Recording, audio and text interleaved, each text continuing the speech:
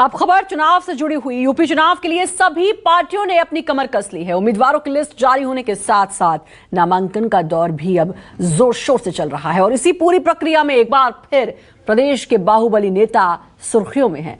Criminal record वाले बाहुबली नेताओं पर भले ही बीजेपी की योगी सरकार ने नकेल कस दी हो, लेकिन बावजूद उसके बाहुबली नेता चुनावी मैदान में कूदने की जुगत भिड़ा रहे हैं।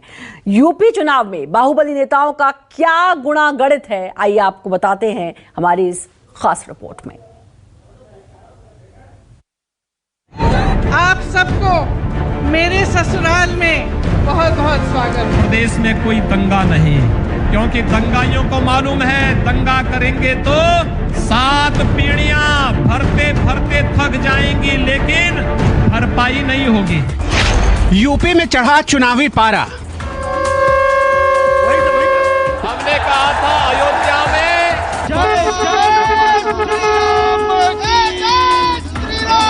मैं लड़की हूँ, लड़ सकती हूँ। हर किसी के पास जीत का नारा। तो पैदा करे खाई, समझ लेना वही है भाजपाई। जो गरीबों का पैसा लूट करके पिछली सरकारों ने भर भर करके दीवालों के अंदर भरा हुआ था, तो सबसे पहले बुरा लगा था समाजवादी पार्टी के बबुआ को। समाज के लोगों का भी हर स्तर पर काफी ज्यादा शोषण एवं उत्पीड़न आदि हुआ है। मैदान में उतर कई महारथी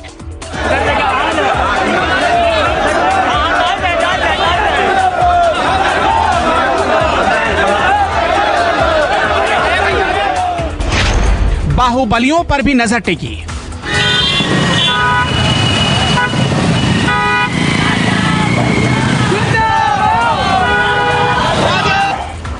लोकतंत्र के महापर्व में छोटी बड़ी पार्टियां मिलाकर उत्तर प्रदेश में करीब 300 से ज्यादा दल हैं और हर दल अपने अपने इलाके में जीत का दावा कर रहे हैं। लेकिन प्रदेश में सीधा और तीखा मुकाबला इन्हीं 4 दिग्गजों के बीच है और हर पार्टी अपने अपने हिसाब से जनता का मूड भांपने और वोट अपने पाले करने की जुगत में जुट गई है। हर बार की तरह इस बार भी विधानसभा चुनाव में बाहुबली उम्मीदवारों पर सबकी नजर लगी हुई है।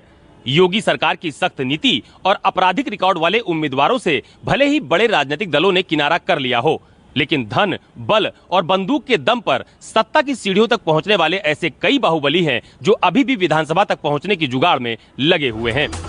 पिछले विधानसभा चुनाव तक उत्तर प्रदेश की राजनीति में बाहुबलियों का बोलबाला था, लेकिन योगी सरकार ने बाहुबलियों पर नकेल कसी और उनकी गैर कानूनी संपत्तियों पर बुलडोजर चलाया और हिस्ट्री शीटर्स पर नकेल कसने की कार्रवाई की। इतना ही नहीं, बीजेपी की तरफ से बाहुबलियों को टिकट नहीं देने के फैसले ने भी प्रदेश की सियासत में बड़ा बदलाव किया। योगी सरकार में जब से बाहुबली नेताओं और हिस्ट्री सीटर्स पर नकेल कसी गई है, तब से खुद को बाहुबली कहलवाने वाले ये नेता 2 खेमों में बट गए हैं। एक खेमा बीजेपी विरोधी है तो दूसरा उसका समर्थक। अब जब चुनाव सामने है तो समर्थक और विरोधी दोनों ही नए ठिकानों की तलाश में हैं और इसमें अहम रोल अदा कर रहे हैं यूपी के छोटे राजनीतिक दल। लेकिन सियासत के शतरंज में हर नियम की कार्ड तैयार कर ही ली जाती है और सियासी दल इन चालों को बखूबी जानते हैं और अब चुनावी मौसम में इन चालों से अपने मोहरों को फिट करने के लिए बाहुबलियों ने भी तैयारी शुरू कर दी है। बाहुबली बैकडोर से टिकट लेकर अपने पसंदीदा दलों से चिपके रहने की कोशिश में है, यानी बीजेपी और दूसरी बड़ी पार्टियां अपनी छोटी सहयोगी पार्टियों के रास्ते बाहुबलियों को चुनावी अखाड़े में उतारने की तैयारी में। बीएसपी के पूर्व सांसद और बाहुबली नेता धनंजय सिंह, क्रिमिनल केस में आरोपी धनंजय सिंह 2 बार एमएलए रहे। 2009 में सांसद बने और 2011 में बीएसपी से निकाले गए। अब बाहुबली धनंजय सिंह का झुकाव बीजेपी की तरफ है। धनंजय सिंह अब अपना दल एस से चुनाव लड़ सकते हैं। मल्हान सीट पर उन्हें निषाद पार्टी भी चुनाव लड़ा सकती है। साफ है, बीजेपी से धनंजय सिंह को टिकट मिलने का कोई चांस नहीं, इसलिए वो अपना दल एस और निषाद जैसी छोटी पार्टियों के संपर्क में है। इतना ही नहीं, धनंजय सिंह के करीबी अजय सिंह सिपाही और अतरौलिया से अखंड सिंह भी निषाद पार्टी के ही संपर्क में बताए जा रहे हैं। बीकापुर से बीएसपी के पूर्व विधायक जितेंद्र सिंह बबलू हैं। बाहुबली जितेंद्र सिंह बबलू पर कई क्रिमिनल केस दर्ज है। जितेंद्र सिंह बबलू बीजेपी में शामिल होने में नाकाम रहे और अब निषाद पार्टी के टिकट पर चुनाव लड़ने की कोशिश में है।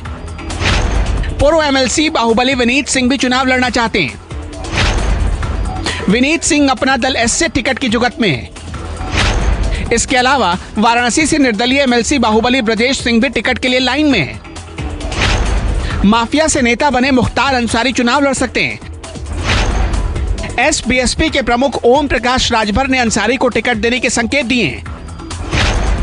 दूसरी तरफ अयोध्या की गोसाईगंज से विधायक रहे अभय सिंह, सुल्तानपुर के बाहुबली चंद्रभद्र और यशभद्र सिंह, आजमगढ़ के बाहुबली रमाकांत और उमाकांत यादव भी छोटी पार्टियों से आस लगाए।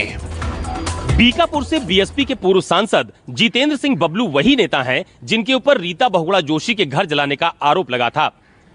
बीजेपी ने बबलू से दूरी तो बनाए रखी है, लेकिन बबलू निषाद पार्टी के जरिए बैकडोर से एंट्री करने की कोशिश में है। ठीक इसी तरह से मुख्य राजनीतिक दलों ने भी अपने सहयोगी दलों के माध्यम से बाहुबलियों पर दांव लगाने की पूरी तैयारी कर ली है और इसमें समाजवादी पार्टी गठबंधन काफी आगे भी निकल चुका है।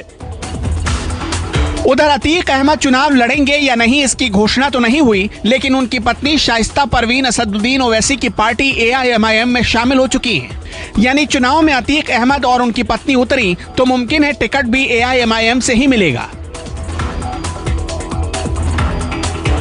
प्रतापगढ़ के कुंडा विधानसभा सीट के समीकरण भी कुछ अलग नजर आते हैं। कुंडा विधानसभा सीट से निर्दल प्रत्याशी के रूप में राजा भैया पिछले 6 बार से चुनाव मैदान में उतर चुके हैं, लेकिन इस बार राजा भैया अपनी पार्टी बनाकर मैदान में उतरे। इस बार राजा भैया ने खुद की पार्टी जनसत्ता दल लोकतांत्रिक बनाई। रघुराज प्रताप सिंह उर्फ राजा भैया के लिए उनके दोनों बेटे भी चुनावी माहौल तैयार करने में जुटे हैं। कुंडा विधानसभा सीट से राजा भैया लगातार 6 बार 50,000 से अधिक वोटों से जीत का परचम लहराने में कामयाब रहे। 2017 के विधानसभा चुनाव में राजा भैया ने अपने सभी रिकॉर्ड को खुद तोड़ते हुए 1,03,000 के बम्पर वोटों से जीत दर्ज की थी। वहीं राजा भैया को सबसे कम मतों से जीत 2007 के विधानसभा चुनाव में मिली थी। तब राजा भैया सिर्फ 53,000 वोटों से जीतने में कामयाब रहे। आज तक उनकी जीत का ग्राफ कभी भी 53,000 वोटों के नीचे नहीं खिसका और यही वजह है कि जीत की गारंटी माने जाने वाले राजा भैया पर सभी पार्टियों की नजर है। इन सब के अलावा करीब 2 दर्जन और ऐसे बाहुबली नेता हैं जो किसी न किसी पार्टी के बैनर तले 2022 के चुनावी समर में कूदने के लिए बेताब है। मुख्य दलों ने क्रिमिनल रिकॉर्डधारियों से पीछा छुड़ाने की तैयारी की, लेकिन सहयोगी छोटे दल बड़ी भूमिका निभाकर बाहुबली नेताओं को एंट्री दिलाने की तैयारी में है और इसके पीछे की बड़ी वजह है कि दल जीत की गारंटी वाले प्रत्याशी तलाशते हैं। बाहुबली अपने दम पर जीत हासिल कर लेते हैं। बाहुबली नेता चुनाव का खर्च भी खुद उठाते हैं। पार्टी के लिए बाहुबली टिकाऊ और जिताऊ हैं।